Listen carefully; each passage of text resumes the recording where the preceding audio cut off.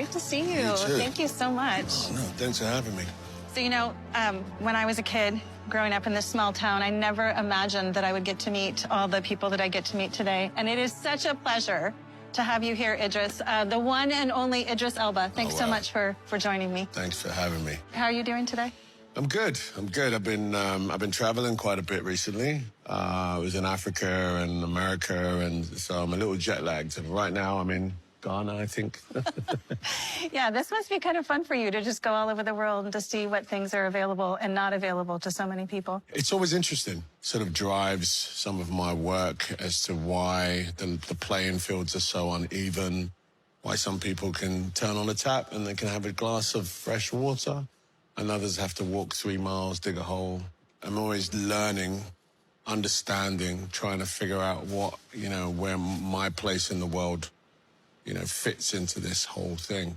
I'm an entertainer, but telling stories is a way of education. You get these chances to be able to sort of change your life.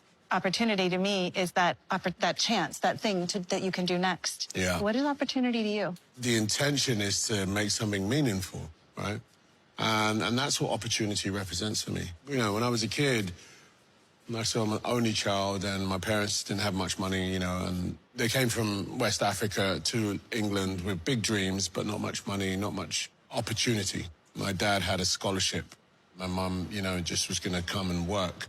I was born, and, they fell into that sort of work, hand-to-mouth existence. So by the time I was 14 years old, I really wanted to change that narrative. I wanted to work. My first job, I was a tire fitter. I was 14 years old, and I used to work extra hard because I knew the harder I worked, the more tips I get. The more tips I get, the more I could save. The more I could save, the more I could buy things. And I realized that, having extra money meant freedom. But that entrepreneurialism came really early in my life, and it was about grabbing opportunity, because opportunity equaled freedom. And the deck is sort of stacked against a lot of people and against their potential. And so based on where they're born or how they were born or what they were born into, which is sort of unfair, what we're trying to do at the Stellar Development Foundation is really focus on how to put those tools into everyone's hands so that they can find that.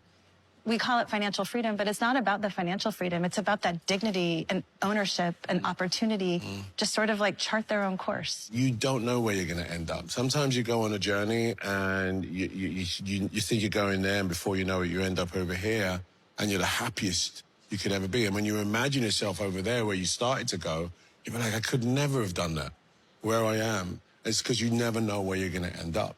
That's why I'm really interested in tools like, the Stellar Network, and because it's about freedom. Again, that word freedom, that ability and agility to move about, that's important. It's about providing those tools. You talk a lot about empowerment and not handouts. And I feel like this is what these tools can do. I'm in the business of make-believe, right? So that's where I find myself in these sort of areas where my toolbox can be used differently. And that's about narrative. Again, it's about make-believe. Tell the stories that allow people to go, oh, wow, I didn't know that I could use this tool called Stellar that allows me to receive and send money much faster, because before that, it would take me 2 weeks to get my money. That's right. And so that's why I'm really interested in organizations that have a sort of similar ethos to me. Yes, you're a financial organization, but actually you're a storyteller.